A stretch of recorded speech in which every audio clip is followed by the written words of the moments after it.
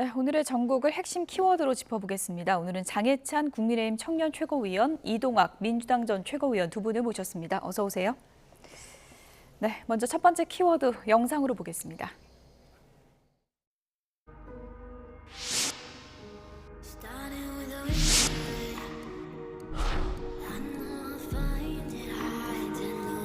우리 국민통합위원회의 이 활동과 정책 제언들은 저한테도 많은 어떤 통찰을 줬다고 저는 확신합니다. 다만 그것이 얼마나 이 정책 집행으로 이어졌는지는 저와 또 우리 내각에서 좀 많이 돌이켜보고 반성도 좀 많이 하겠습니다.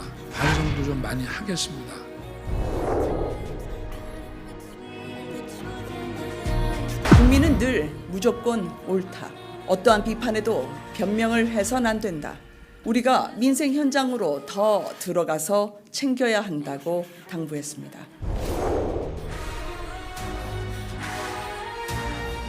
저보고 소통이 좀 부족하다고 하는 지적하시는 분들이 많아서 저도 많이 이제 좀 반성하고 더 소통을 하려고 합니다만은 소통만 해갖고 되는 게 아니라 추진하면서 소통을 해야 됩니다.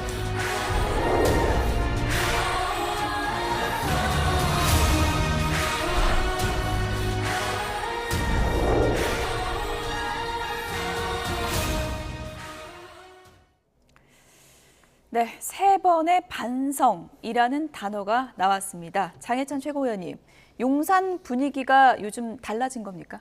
달라져야 하는 것이고요. 무엇보다 대통령께서 소통과 더 낮은 태도, 현장과 민생 중심 행보를 말씀하셨기 때문에 그에 맞춰서 대통령실이나 정부의 국정 운영 모습뿐만이 아니라 여러 가지 기획이라든가 메시지라든가 이런 부분들이 변화해야겠죠. 그리고 지난 선거에서 비록 구청장 보궐선거였지만 수도권 서울의 주민분들이 회초리를 때려주신 것은 윤석열 정부 더 잘하라, 반성을 하라라는 의미 아니겠습니까? 아직도 임기가 3년 넘게 남아있는데 변화와 쇄신을 통해서 지속적으로 더 잘하는 방향으로 가야만 그게 우리 전체 대한민국 국민들의 이익이 되는 것이거든요. 그런 점에서는 지금 일주일 정도의 기간이 지났지만 계속해서 이 민심의 의미를 무겁게 받아들이고 뭔가 심상치 않다 이렇게 느끼고 있다고 볼 수 있겠군요. 국민들 중심으로 가겠다, 소통을 더 많이 하겠다라는 메시지가 당뿐만 아니라 용산에서 나오는 것은 긍정적인 변화라고 생각하고요. 이런 것들이 쭉 이어진다면, 그리고 이번에 이제 의대 정원 증가가 하나의 화두가 되었는데 이처럼 국민의 피부에 와 닿는 대형 정책 이슈를 사실 이거 대통령실에서부터 먼저 시작해서 이슈화하고 있는 것이잖아요. 이런 민생 이슈 중심으로 국정을 운영해 나간다면 이번 선거 결과가 충분히 입에 쓴 약이 될 수 있다고 생각하고 있습니다. 윤석열 대통령의 이제 평소 캐릭터를 아는 분들은 이 반성이라는 단어가 상당히 좀 이례적이라고 하는데 이 며칠 동안 또 여러 번 나왔잖아요. 이건 어떻게 해석하십니까? 그러니까 사실 대통령이 반성이란 단어를 뭐 두어 번 사용했다고 해서 이것이 집권 여당이든 혹은 대통령실이든 기조 변화를 얘기하는 거냐, 이것에 대해서는 동의할 수가 없습니다.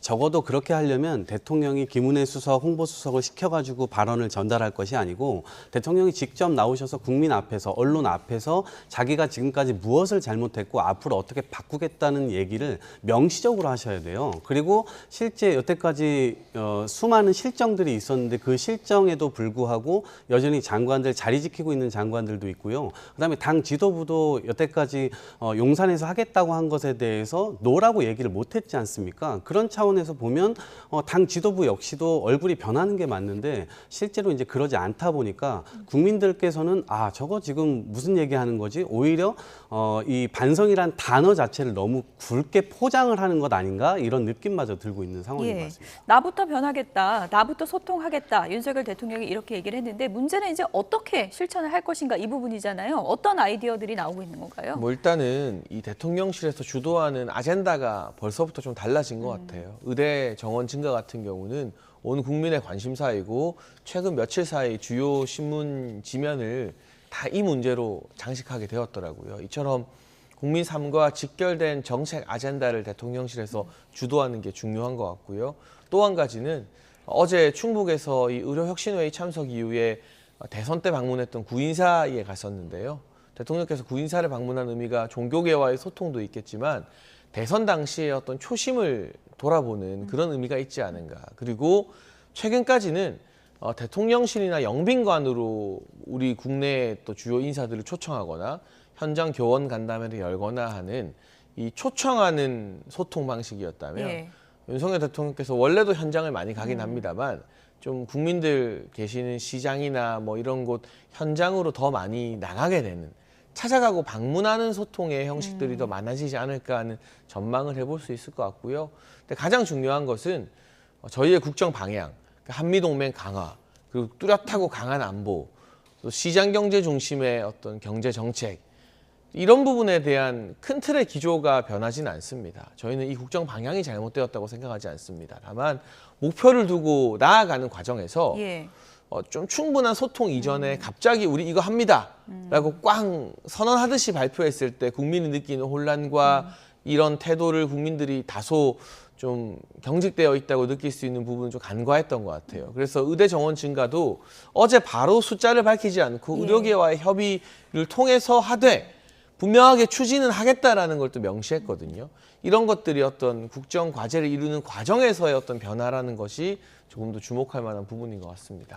여러 가지 구상들이 나오고 있는 중에 이제 타운홀 미팅 이런 것도 얘기가 나오고 있는 것 같고요. 근데 일각에서는 지금 이렇게 대통령 이미지를 만든 장본인들이 대통령실 참모진인데 참모진 개편 없이 가능하겠느냐 이런 회의적인 시각도 있더라고요. 네, 그러니까 어제 대통령께서 뭐 갑자기 현장을 가라라고 하는 얘기가 국민들 입장에선 느닷없다라는 얘기일 수밖에 없고요.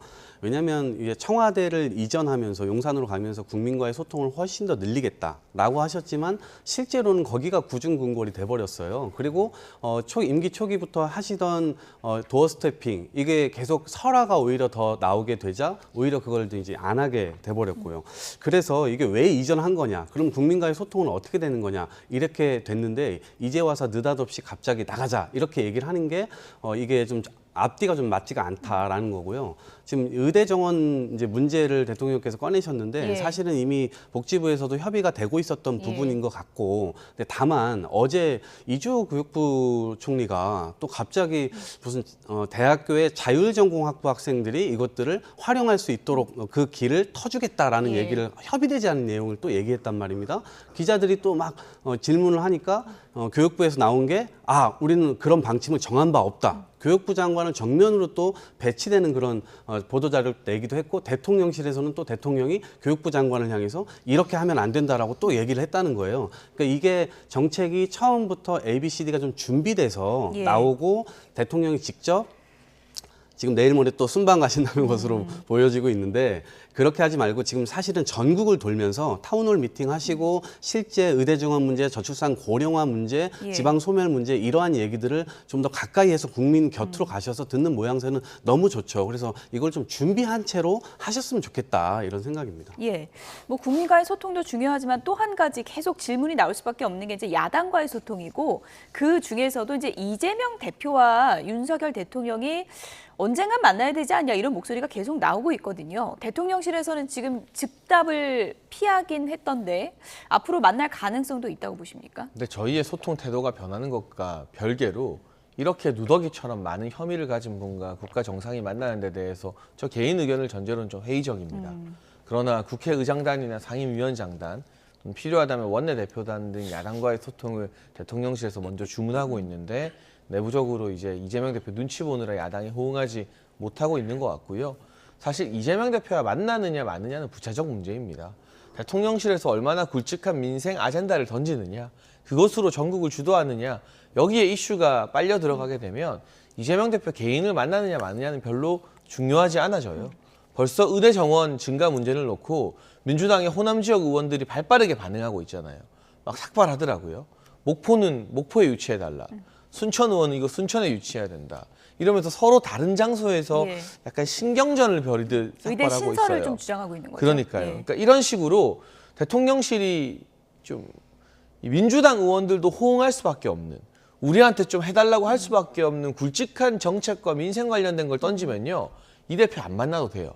그런데 민생이나 정책 관련된 메시지나 아젠다가 상대적으로 좀 부족해지면 야당 대표 왜 안 만나느냐는 목소리에 힘이 실리거든요. 예. 그러니까 저는 정말 수많은 혐의로 기소되어 있고 지금 수사받고 조사받고 있는 이재명 대표를 만나는 게 부적절하다는데 동의합니다. 그러면 이 만날 필요 없다는 여론이 더 커지게 하려면 의대 정원 이슈 같은 더 큰 이슈들을 더 많이 던지면 돼요. 그럼 민주당 의원들도 이번에 목포, 순천 의원들이 각각 다른 장소에서 삭발하고 우리 지역에 의대 설치해달라 하는 게 이재명 대표 눈치 볼 일이 아니잖아요. 만약 민주당 호남 의원들은 자기 지역에 의대 유치 못하면 다음 재선 지금 물 건너가게 생겼거든요. 이렇게 절박한 민생 이슈를 더 많이 들고 오는 어떤 민생의 실력으로 이재명 대표 만나라 말라 하는 이야기를 극복하면 됩니다. 대표와의 만남이 꼭 야당과의 소통을 전부 의미하는 건 아니지 않냐 이런 또 의견인 것 같은데요. 아니 이제 어쨌든 대통령 선거의 결과를 보더라도 절반 정도의 어떤 국민 지지를 얻고 있는 거 아닙니까? 그리고 지금은 민주당의 지지율이 훨씬 더 높습니다. 그런 범죄자라고 계속해서 여론조사가 여러 가지이기 때문에 단정하기는 또 힘든 부분이 그러니까 있는 거고요. 범죄자라고 계속해서 이거를 야당 대표를 계속해서 그렇게 묘사하고 그렇게 생각을 갖고 있다라고 하는 느낌만으로도 사실상의 국민 절반을 버리고 간다라는 의미, 그리고 대통령께서 직접 얘기하셨듯이 공산 전체주의 세력이라고까지 또 얘기를 하지 않았습니까? 그러한 차원으로 계속해서 야당을 대한다면 실제로 대통령이 하시고 싶은 걸 못하게 될 겁니다. 이게 저희가 그냥 이 야당 대표의 어떤 이런 것들을 걸고 얘기를 하는 게 아니고요. 예. 민생에 있어서 실제 해야 될 일들을 하려면 야당의 협조를 끌어내고 의회를 존중하고 이렇게 해야 되는 것 아닙니까? 그런데 계속 그 방향이 아닌 다른 방향으로 계속 가고 이것을 부차적이라고 한다면 국민의 절반을 계속해서 버리고 간다는 느낌. 그리고 버리고 가서 성공하는 것도 아니에요. 지금 국민연금 개혁하겠다, 그다음에 노동 개혁하겠다, 교육 뭐 개혁하겠다 이런 얘기들을 했는데 지금도 의대 정원 얘기 꺼내면서 의료 개혁한다는 것인데 실제로 이게 개혁하겠다 말뿐이지 성과로 이어지는 건 하나도 없거든요. 그게 보수가 실제로 구조 개혁에 매달려서 실제로 성공시켜내야 유능한 보수가 되는 것이지 예. 말을 던진다고 해서 유능해지는 거 아니다. 국민 삶이 나아지는 거 아니다. 분명히 말씀드립니다. 어쨌든 이례적으로 반성이라는 단어를 여러 차례 언급한 윤 대통령이었는데요. 진짜 변화로 이어질지는 좀 지켜봐야 될 것 같고요. 여당의 엠블럼이라고 하나요? 당사 안에 그 현수막 그 내용이 좀 바뀌었던데요. 네, 사진을 네. 좀 보여주시죠. 네. 겸허한 마음으로 국민의 뜻대로 민생부터 민생까지 이렇게 내걸었더라고요. 어떤 의미를 담은 건가요? 그러니까 저희가 아무래도 새롭게 쇄신하겠다라는 것을 이 백드롭을 통해서도 보여드리는 거고요. 단순히 이 백드롭만 바꾼 것이 아니라 그동안 이 정치 현수막들 눈살 찌푸려진다는 국민의 불만이 상당히 많지 않았습니까? 저희가 먼저 솔선수범하는 의미에서 정쟁용 현수막, 그러니까 타 정당을 비난하고 헐뜯는 내용의 현수막은 일괄 다 내리기로 했습니다. 요즘 길에 너무 많더라고요. 전국적으로요. 뭐 사실 대통령 부부를 인격적으로 조롱하는 현수막들이 야당에서 참 많이 달리고 있는데 예. 그와 무관하게 여당이 먼저 솔선수범해서 눈살 찌푸려지는 현수막을 내리면 야당도 혼자 그거 걸어놓으면 좀 민망해지지 않을까 싶은 기대도 있고요.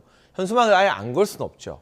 다만 정쟁 현수막에서 정책 현수막으로 뭐 국가 예산과 관련된 부분 그리고 이 정부의 정책과 관련된 부분으로 현수막의 내용을 조금 재조정하겠다라는 큰 틀의 합의를 이뤘고 이 또한 한 가지 달라지는 모습으로 국민들에게 예. 비치기를 바랄 따름입니다. 백드롭을 바꾼 국민의힘 모습을 보셨는데 어떻습니까? 정쟁용 현수막 지금 이제 국민의힘은 내리자 이렇게 우리가 결정을 했다고 하는데 민주당도 변할 수 있는 겁니까? 이거는 정치권 전체 전반적인 상황인 거죠. 그래서 이것은 정치권 전반이 반성해야 되고 실제로 이러한 정쟁용 현수막에 국민들은 굉장히 스트레스 많이 받으십니다. 예. 그래서 이거는 여당이 잘했다 이렇게 판단을 하고 그런데 이제 여당이 그동안 현수막을 그렇게 걸어왔던 건 사실상의 자신들의 실정을 좀 덮기 위해서 야당 대표를 공격하고 야당의 무능을 계속해서 얘기해왔던 것이거든요. 근데 이렇게 해서 그것이 덮이지 않는다라고 하는 것이 이번 강서 보궐선거에서 나타난 민심입니다. 그러한 차원에서 보면 여당이 지금 이제 민생에 좀 주력하고 실제 대통령을 뒷받침한다라는 얘기를 많이 하는데 그것은 대통령의 실정을 계속해서 방어하는 형태로 대통령의 오더를 수행하는 형태로 국민들에게 비춰지는 것이 아니라 대통령이 잘못 갈 때 노라고 얘기할 수 있는 용기가 있어야 되는 거거든요. 그래서 대통령의 종속되지 않은 정부 여당 그리고 당정 협의나 이런 것들은 긴밀하게 하면서도 실제로 건강한 보수로 혹은 건강한 민생을 만들 수 있는 그런 행보들을 계속 보여야 되는 게 집권 예. 여당의 의무라고 생각해요. 그런 모습을 보여줄 때 국민들도 다른 시각을 가질 수 있을 거다 이렇게 생각합니다. 네. 어쨌든 달라지겠다고 한 국민의힘 혁신위원장을 누구로 할 것인가가 1차 시험대가 될 텐데요. 지금 누가 거론되고 있는지 저희가 그래픽으로 좀 준비를 해봤거든요. 그래픽을 좀 보여주실까요? 지금 이런 사람들이 혁신위원장으로 어떨까 거론되고 있습니다. 윤희숙 전 의원, 하태경 의원, 김한길 국민통합위원장, 정운찬 전 총리 이 네 분으로 좀 추려봤는데 장혜찬 최고위원님 저분들 거론되는 거 맞나요? 왠지 언론에 먼저 거론되는 분 중에서는 없을 것 같다라는 그렇습니까? 예감이 들고요. 네, 저희가 그래픽으로 만들어 놓은 분들한테 불리한 건가요? 제가 지금? 뭐 예. 이렇다 저렇다 뭐 누가 후보다 이렇게 말씀드리기는 적절하지 않은 것 같고 예. 다만 거론되는 이유는 있겠죠. 앞에 두 분은 좀 파격을 상징하는 것 같고요. 뒤에 두 분은 좀 안정적인 변화를 상징하는 것 같습니다. 예. 지금 혁신위원장 어떤 사람이어야 된다라는 아이디어는 굉장히 많은데요. 김기현 대표도 많은 고민을 거듭하고 있는 것 같고요. 지나치게 빨리 혁신위원장을 후다닥 내놓는 게 중요한 게 아니라 혁신위원장이 국민들에게 감동과 기대를 줄 수 있고 그리고 거기서 끝나는 것이 아니라 당의 체질 개선을 당원들과 당 구성원들의 동의를 받으면서 해나가야 되거든요. 돈키호테처럼 혼자 이 방향이 옳다라고 막 질주하는 정치인에게 우리가 그동안 큰 성과를 보지는 못했던 것 같습니다. 그리고 민주당 김은경 혁신위가 어떻게 실패했는지 전철을 밟지 않아야 하니까 아무래도 정치와 정당을 좀 잘 아는 분일 필요도 있는 것 같고요. 이런 어려운 상황이기 때문에 저희가 회의할 때도 이 부분이 중요합니다 말하면 반대쪽 부분이 또 아쉬운 게 있고 뭐 이런 여러 가지 난상 상황이 토론이 있어요. 됐군요. 예. 그래서 지금 굉장히 격렬한 토론이 이루어지는 것 자체가 그래도 당 변화에 대해서 당 지도부와 구성원들이 그만큼 관심이 많다는 긍정적인 신호 정도로 해석해 주시고요. 뭐 주말 정도가 될 것 같은데 하루 이틀 당기려고 하는 것보다는 숙고를 거듭해서 정말 우리 당의 체질을 총선 이전에 개선할 수 있는 분을 잘 모셔오는 게 중요하다고 봅니다. 아직은 그럼 좁혀진 건 없는 거군요. 이게 뭐 어느 정도가 좁혀졌지만 어느 정도 좁혀졌군요. 네네, 이게 뭐 단수 후보가 있다거나 뭐 이런 식으로 말씀드리긴 좀 어려울 것 같습니다. 장혜찬 최고위원 개인 의견으로는 혁신위원장이 이번에 파격으로 가야 됩니까? 안정으로 가야 됩니까? 그 일장일단이 있는데요. 예. 저는 일단 국민들이 좀 기대감을 회복할 필요는 있다고 생각해요. 기대감을 회복해야 된다. 그러니까 국민의힘이라고 하면 생각나는 어떤 전형적인 틀들이 있는데 거기서 나아가서 국민의힘이 이런 사람도 하는 그런 기대감, 좀 깜짝 카드가 있었으면 좋겠다는 생각을 하고요.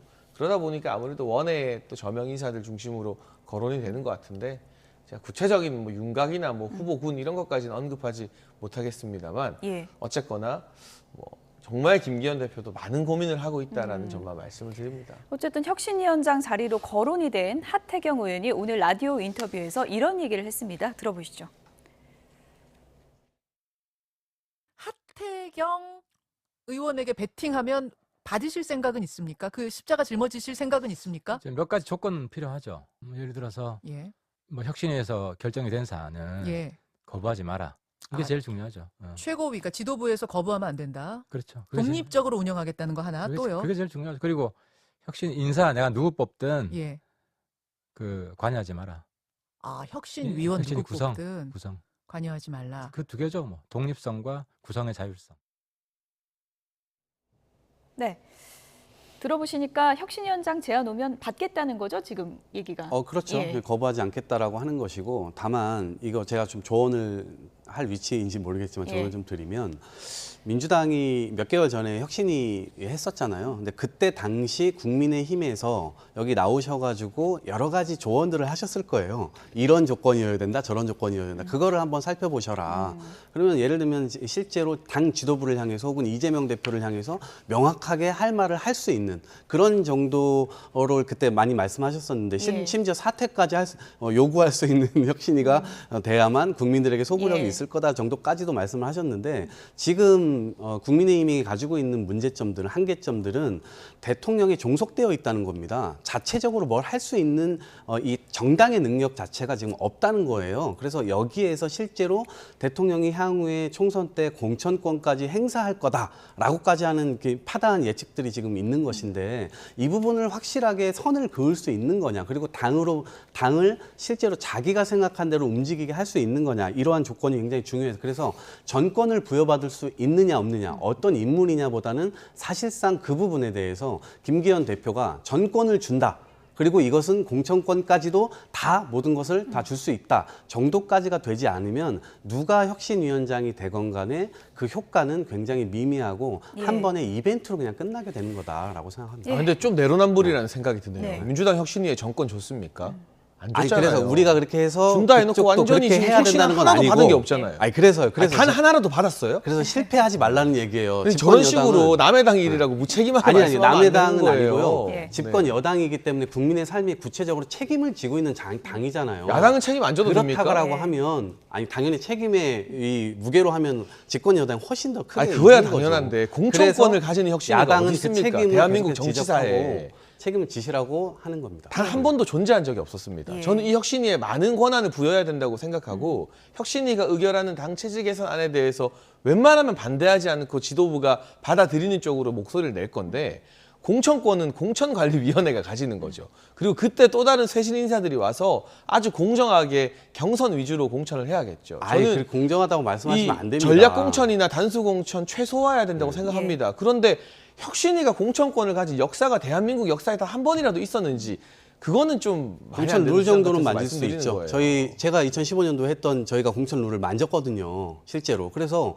실제로 그때 안심번호제 같은 거 막 도입됐고 그다음에 경선 뭐 5대5로 하는 거 도입됐고 이렇게 했어요. 그러니까 이것도 좀 참고하셔가지고 그렇게 실제로 국민들께 아, 저 당이 진짜 변하려고 하는구나라고 하는 측면에서의 소구력은 보여주셔야 민심이 돌아올 거다. 그러니까 물론 룰 같은 경우는 혁신위가 검토할 수 있다고 생각합니다. 그런데 앞서 말씀하신 것처럼 혁신위가 공천권을 행사한다? 그것도 전행이 될 수도 있는 거예요. 예. 공천은 공정하게 진행하면 되는 것이고 다만 저희의 많은 고민이 있는데 그 수많은 혁신안 중에 불체포 특권 내려놓으라는 혁신안조차 받아들이지 않았던 민주당에서 예. 국민의힘 혁신위에 대해서 이건 이래야 된다 저래야 된다는 좀 지나친 것 이 같습니다. 논쟁은 여기까지 좀 듣고요. 어쨌든 혁신의 권한을 어디까지로 할지 이것도 이제 국민의힘 과제인 것 같고 무엇보다 누구를 혁신의 간판으로 내걸지 이 부분을 많은 분들이 관심 있게 지켜볼 것 같은데요. 능력 있는 깜짝 카드 누가 될지 좀 기다려 보겠습니다.